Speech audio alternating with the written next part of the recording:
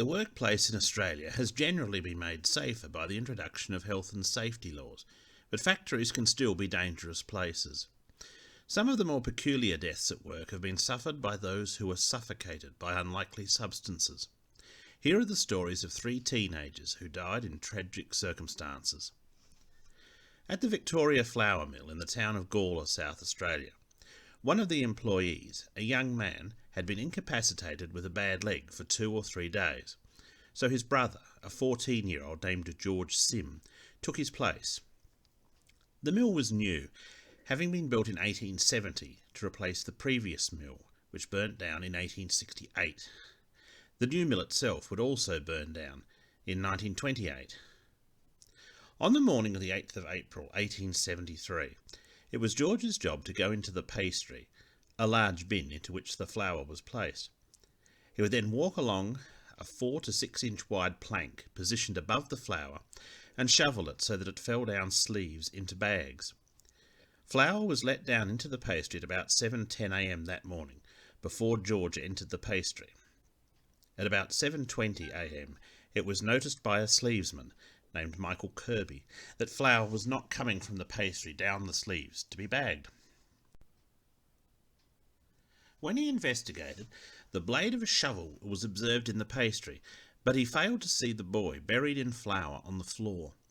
It was thought George had left the mill for some reason, and another boy was going to be given the task when a miller named William Manson made another check of the pastry and saw George's shoes, and he knew he was still in the mill somewhere. Then he saw one of the boy's hands. George was laying in about 4 to 5 feet of flour, with his legs down one of the sleeves. The alarm was given and George dragged from the flour, but was found to be dead.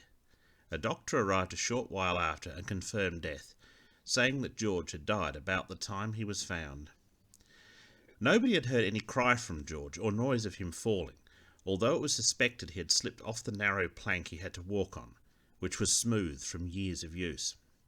There was nothing in the bin for the boy to catch hold of when he fell. At an inquest convened at the Railway Hotel the afternoon of the same day, a co-worker named Martin Anderson said he had seen George about 10 or 15 minutes before the accident, with his shoes off and trouser legs rolled up, ready to begin work. He had appeared to be in his usual health. It was deduced that about 7 or 8 minutes would have passed before the lack of flour coming down would have been noticed. The jury found death was caused by accidental suffocation through having fallen into the flour, and recommended that a wider plank be used in future and the job undertaken by a man instead of a boy due to its inherent danger. Theodore Albert Whitney, aged 19, was employed at the Colonial Sugar Company in Piermont, Sydney. On the 18th of November 1906, Whitney started work at 10 p.m. He assisted Samuel Johnson with maintaining the bins, shakers and sieves. Sugar would be moved via elevator belts up 3 stories to bins, from where it would be lowered to the dryer. At 12:10 on Monday morning, Whitney said he would go and grease the gear on the top floor. As this entailed climbing 3 flights of stairs, Johnson went off and made himself a cup of tea. Upon his return, Johnson could not find his mate and went looking for him. Eventually he removed a couple of boards from the bottom of the sugar bin and felt amongst the sugar, feeling Whitney's leg. He called for help and Whitney was removed lifeless from the sugar, having suffocated. The bin was about 27 feet deep, with 15 feet of sugar, estimated to weigh 50 tons in it. When Whitney's body was removed, it was found he was holding a length of rope, which suggested he had climbed into the bin deliberately. The big toe on his right foot had been torn off. It was assumed by a screw at the bottom of the bin. Why Whitney had entered the bin was a mystery. There was no need for anyone to go into the bin. A trapdoor on the side of the bin allowed access to poke clumped sugar with an iron bar in the event that it stopped running freely. Globe Timber Mill at Port Adelaide was the scene of yet another tragedy on the 18th of December 1940. A 15-year-old labourer named David Edmund Derrick had commenced work there just 3 days earlier.